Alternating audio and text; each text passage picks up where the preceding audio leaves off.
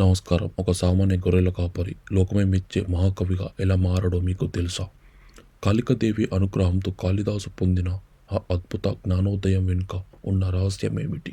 చాగంటి కోటేశ్వరరావు గారి అద్భుత శైలిలో కాళిదాసు గారి జీవిత చరిత్రను వింటే మనలోని అజ్ఞానం తొలగిపోవడమే కాకుండా కలి ప్రభావం వల్ల కలిగే కష్టాల నుండి కూడా విముక్తి లభిస్తుందని పెద్దల మాట. ఆ మహాకవి ప్రయాణాన్ని, ఆ అమ్మవారు దివ్యలీలను ఈరోజు మనం తెలుసుకుందాం. మీ జీవితంలో మార్పును కోరుకునేవారు ఈ వీడియోను చివరి వరకు తప్పక చూడండి. అమ్మవారి అనుగ్రహాన్ని పొందిన వాళ్ళు ఏ కారణాలకి పొందారు అని అడిగారు అనుకోండి, ఈ కారణానికి పొందారు అని చెప్పడం కూడా చాలా కష్టం. ఎందుకో తెలుసా అండి? కాళిదాస మహాకవి ఏ కారణం చేత పొందాడు అని నన్ను అడిగారు అనుకోండి, విశ్వాసంతో పొందాడు అనాలంతే. ఎందుకు పొందాడు? గొర్రెలు కాసుకునేటటువంటి వాడు ఒక మహారాజు యొక్క కుమార్తెకి పతి అయ్యాడు. అయిన తరువాత మొట్టమొదటి రోజు రాత్రి ఆయన యొక్క నిజస్వరూపం తెలిసిపోయింది, అక్షరం ముక్క రానివాడని. చీకటి పడిపోయింది. ఆ రాజకుమార్తె అంది, ఇంతటి నిరక్షర కుక్షివి, మా తండ్రి బాధపడతాడు నువ్వు అల్లుడు అని తెలిస్తే, నా మీద పగబట్టిన గురువు నిన్ను నాకు భర్తని చేశాడు, బెంగ పెట్టుకోకు. ఈ ఉజ్జయిని నగరంలో రాత్రంతా నగర సంచారం చేసి తెల్లవారే వేళ కాళికాదేవి గుళ్ళోకి వస్తుంది. నువ్వు వెళ్ళి గుళ్ళో కూర్చుని తలుపులేసి కూర్చో. ఆయనకున్నది మొండితనం. ఆ మొండితనాన్నే ఆస్తిగా ఆధారంగా చేసుకుని ఈశ్వరానుగ్రహం పొందగలిగినటువంటి శక్తిని ప్రచోదనం చేసింది ఆవిడ.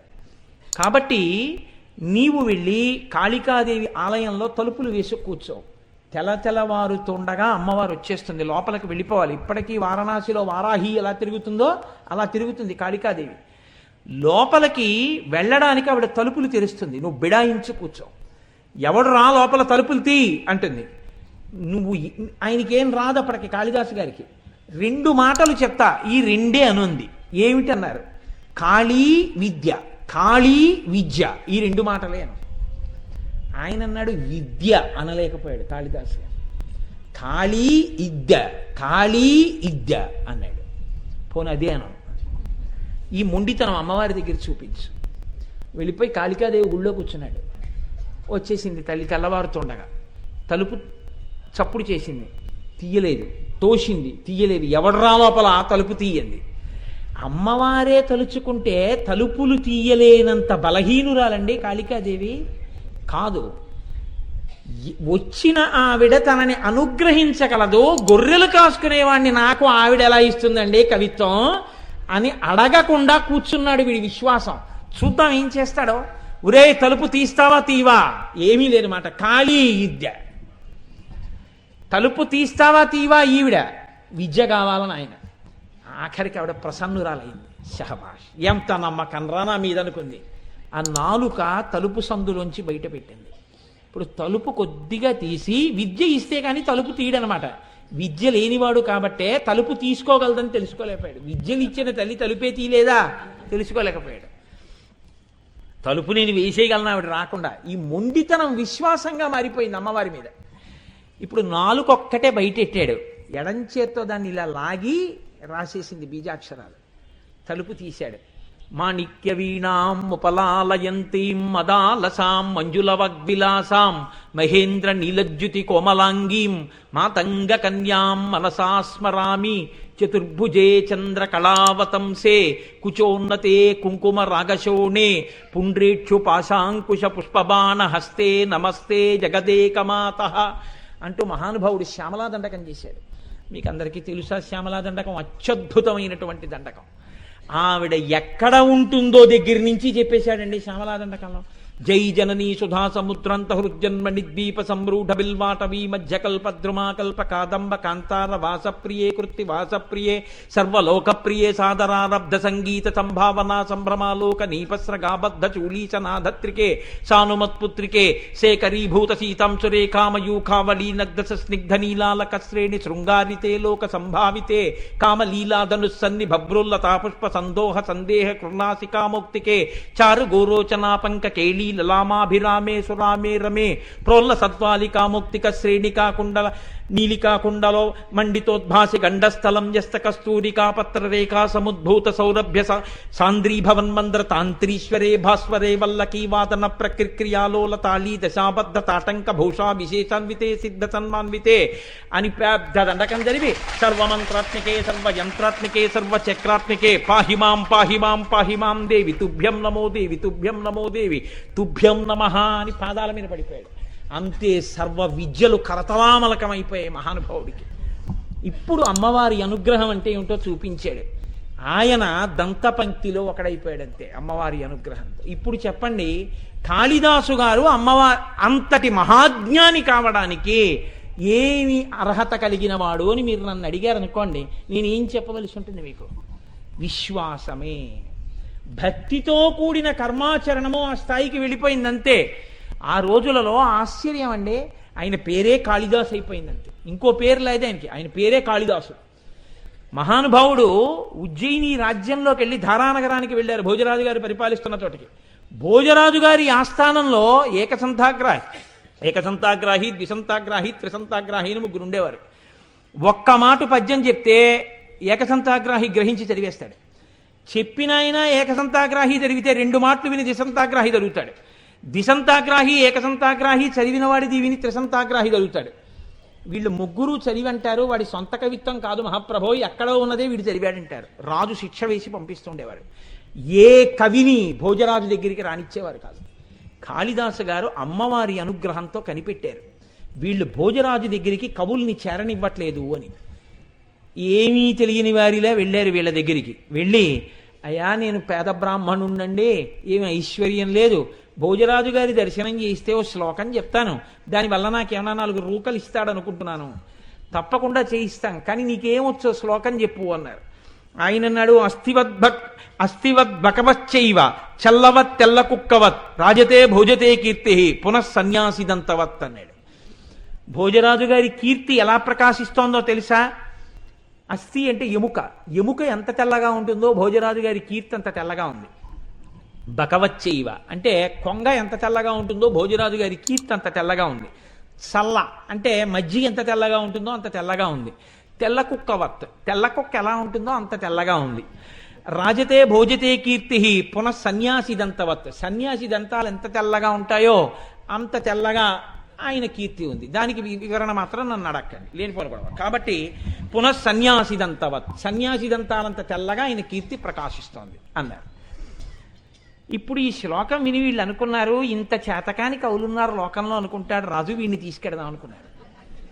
ఈయన ఆ కవులు మాట్లాడుతున్నప్పుడు కనిపెట్టారు, ఏకసంతాగ్రాహికి కొద్దిగా నత్తి ఉంది, టకారం డకారం మకారం నకారం పలకదు, బాగుందనుకున్నారు. మర్నాడు రావయ్యా తీసుకెడతాం భోజరాజు గారి దగ్గరికి అన్నారు.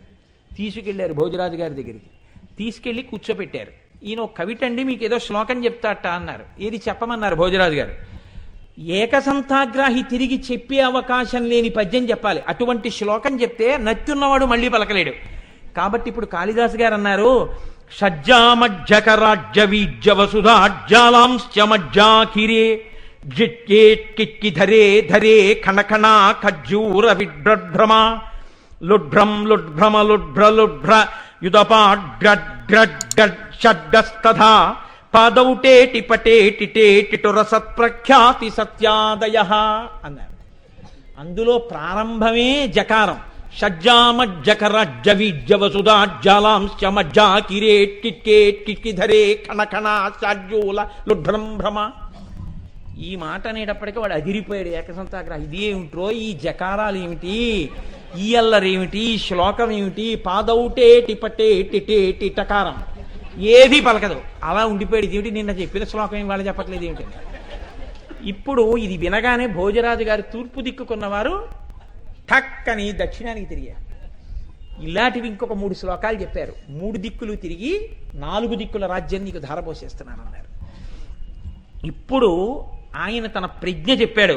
మహారాజశ్రీమన్ జగతి మహారాజశ్రీమన్ జగతి యశసా తే ధవళితే పయఃపారావారం పరమపురుషోయం మృగజతే కపర్దీ కైలాసం కరివరమ భౌమం కులిశభృత్ కళానాథం రాహు కమలభవనో హంసమధునా అన్నారు. మహారాజా, మీ కీర్తి ఎంత తెల్లగా ప్రకాశిస్తోందో తెలుసా? నీ కీర్తి విపరీతమైన తెల్లతనంతో ప్రకాశించేయడం వల్ల బ్రహ్మగారికి తన హంసవాహనం కనపడడం మానేసింది, వెతుక్కుంటున్నాడు, తెలుపులో కలిసిపోయింది. శ్రీ మహావిష్ణువు పడుకుందామంటే పాలసముద్రం కనబట్టలేదు, వెతుక్కుంటున్నాడు. పరమశివుడు తన ఇంటికి తాను ఎడదామంటే కైలాస పర్వతం కనపట్టలేదు, వెతుక్కుంటున్నాడు. గ్రహణం రోజున రాహువు చంద్రుణ్ణి పట్టుకుందామంటే కనపట్టలేదు, ఈ తెలుపులో కలిసిపోయింది, వెతుక్కుంటున్నాడు. నీ తెలుపు వాళ్ళ త్రిలోకాధిపతుల యొక్క స్థావరాలు కనబడకుండా చేసేసింది, అంత తెల్లతనంతో ప్రకాశిస్తోంది నీ కీర్తి అన్నారు. అనేటప్పటికీ పరమ సంతోషపడిపోయి అప్పుడు కాళిదాసు గారు వీళ్ళ ముగ్గురి యొక్క ఆగడములను బయటపెట్టారు. అప్పుడు వీళ్ళ ముగ్గురిని సంస్థానంలోంచి బయటికి పంపించి కాళిదాసు గారిని తీసుకొచ్చి ఆస్థాన కవిగా వేశాక ఎందరో కవులకు భోజరాజు దర్శనం చేయించారు మహానుభావుడు. అమ్మవారి అనుగ్రహంతో అవతల వారి మనస్సులో ఉన్నటువంటి విషయాలను గ్రహించి చెప్పగలిగిన శక్తి ఉండేది కాళిదాసు గారికి. ఆయన వినక్కర్లేదు, అది ఆయన శక్తి అంటే. మీకు నేను ఒక విషయాన్ని మనవి చేస్తాను, ఆ సంతోషానికి. కాళిదాస్ ఒకడు ప్రకాశిస్తున్నాడంటే ఏడిచేవాళ్ళు చాలామంది ఉంటారు లోకంలో. కాబట్టి అయ్యో వాడేం చేస్తున్నాడు, పోనీ మనం చేద్దామని ఉండదు, వాడిని ఎలా పాడు చేద్దామని చూసేవాళ్ళు ఎక్కువ. కాబట్టి కాళిదాసు గారికి భోజరాజు గారి దగ్గర ప్రాపకం ఎక్కువైపోతోంది, భోజరాజు గారి దగ్గర కాళిదాసు గారిని ఎలా పాడు చేయాలి. నేను ఆయన దగ్గరికి వెళ్ళి అన్నారు, మీకు తెలియని విషయం కాదు, ఆయన సానివాడలకు తిరుగుతూ ఉంటాడు. ఇప్పుడు కొత్తగా చేపలు కూడా తింటున్నాడు మహాప్రభు. అంటే ఈ మాట చెప్పగానే ఒకటి భోజరాజుకి తెలుసు, కాబట్టి చేపలు కూడా తింటున్నాడు బ్రాహ్మణుడయ్యుండి అంటే శిక్ష వేస్తాడనుకుని చెప్పారు. భోజరాజు నవ్వి అన్నారు, ఈ మాట చేపలు కొనుక్కెడుతుండగా కాళిదాసును పట్టుకుని తీసుకురండి, శిక్ష వేస్తానన్నారు. అక్కడ లేరు కాళిదాసు గారు, కానీ ఆయన అన్నీ తెలుసుకోగలడు కాళికాదేవి అనుగ్రహంతో. తన మీద మిగిలిన కవులు చాడీలు చెప్పిన విషయం తెలుసుకుని మర్నాడు ఉదయమే అలా వెళ్ళి శాకాహారం అమ్మే కొట్టులోకి వెళ్లకుండా మాంసాహారం అమ్మే కొట్టు దగ్గరికి వెళ్ళి పెద్ద పెద్ద చేపలు 4 కొనుక్కుని నీళ్లు కారుతున్న చేపల్ని చంకలో పెట్టుకుని వెళ్ళిపోతున్నారు రోడ్డు మీద. ఆ చేపల తోకలు ఇలా ఆడిస్తున్నాయి, నీళ్లు కారుతున్నాయి. ఆయన్ని పట్టుకుని ఈ మిగిలిన కవులు భోజరాజు గారి యొక్క సమక్షానికి తీసుకెళ్లారు. మహాప్రభువో తప్పు చేస్తుండగా పట్టరమన్నారు, చేపలు పట్టుకెడుతుండగా తీసుకొచ్చాం, అదిగో చంకలో చేపలు అన్నారు. తెలియని వాడిలా భోజరాజు అన్నారు, కక్షేకిం తవ, చంకలో ఏం పెట్టుకొచ్చావు కాళిదాసు అన్నారు. అంటే ఆయన అన్నాడు, పుస్తకం పట్టుకొచ్చాను. ఓహో, పుస్తకం పట్టుకొచ్చావా, కిముదకం, అందులోంచి నీళ్లు కారుతున్నాయే ఏమిటి అన్నారు. కావ్యార్థసారోదకం, అది ఆ పుస్తకం మహాకావ్యం, ఆ కావ్యం యొక్క సారం అలా కారుతోందన్నారు. ఓహో, అంత గొప్పదే. గంధం కిం, మంచి వాసన కూడా వస్తుంది, ఏమిటా వాసన అంటే ఆయన అన్నారు, ఘనరామ రావణ మహాసంగ్రామ రంగోద్భవ, రామరావణ సంగ్రామం అయినప్పుడు అక్కడ ఉన్న ధూళి పైకి లేచిందయా వాసన మహారాజాది అన్నారు. ఓహో, పుచ్చక్కిం, మరి ఏదో తోక కనపడుతోందే వెనక్కి, అదేమిటన్నారు.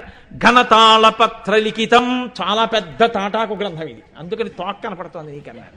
ఓహో, కిం పుస్తకం హే కవే, ఏం పుస్తకమో అది అంటే రాజన్ భూసుర దైవతైశ్చ పఠితం రామాయణం పుస్తకం, రాజులు బ్రాహ్మణులు అందరూ చదివేటటువంటి పుస్తకం లోకంలో ఏదో ఆ రామాయణం నా చంకలో ఉందన్నారు. అలాగా ఇలా అన్నారు భోజరాజు గారు. ఇలా తీసి అక్కడ పెట్టాడు, అది రామాయణ గ్రంథంగా మారిపోయింది. చాడీలు చెప్పినటువంటి వాళ్ళ కళ్ళు బైర్లు కమ్మాయి, అది కాళిదాసు గారంటే.